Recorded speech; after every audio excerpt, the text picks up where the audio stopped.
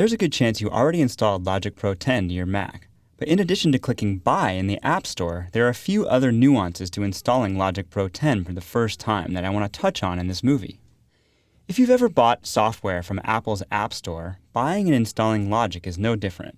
This is a fairly new, streamlined, disk-free, and worry-free of purchasing, downloading, and installing software.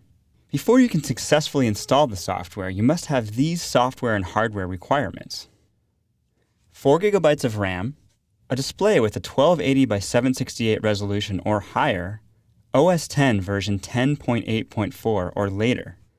Logic 10 also requires 64-bit audio units plugins. This is a huge point to consider if you're planning to use older plugins that are 32-bit. You also have to have a minimum of 5 GB of disk space before you can install Logic Pro.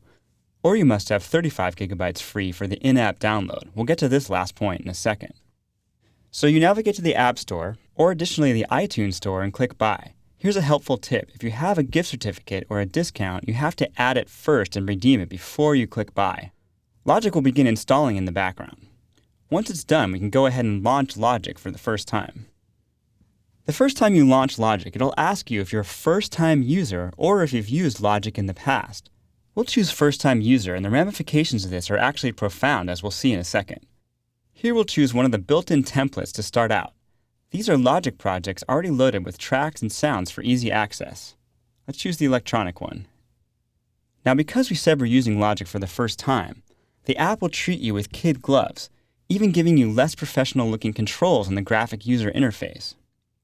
Logic Pro 10 is such an advanced and complex audio application that in this build, the designers allow you to view and access varying levels of complexity via turning on and off advanced options.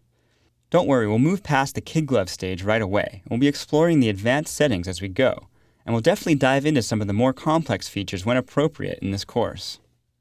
So also the first time you open the app, Logic will ask you about installing the 35 gigs of additional content, and I highly recommend doing this. But remember, if you're going to do it, it's a ton of content, and it takes several hours to download, so you might want to leave a free evening or let it run overnight if you can.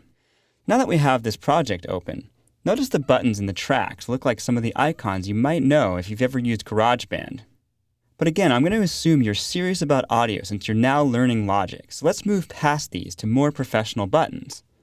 If we go up to Logic Pro 10, Preferences, Advanced Tools, here we can choose Show Advanced Tools.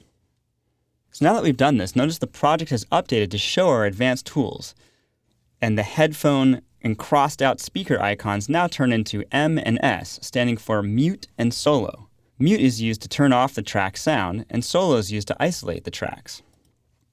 This is just one example of what turning on advanced options gives you. And there are many more options that we'll want to have access to, so we'll leave it checked for the remainder of this course. So now that we've successfully installed Logic Pro 10 and we've taken the kid gloves off, it's time to make some music.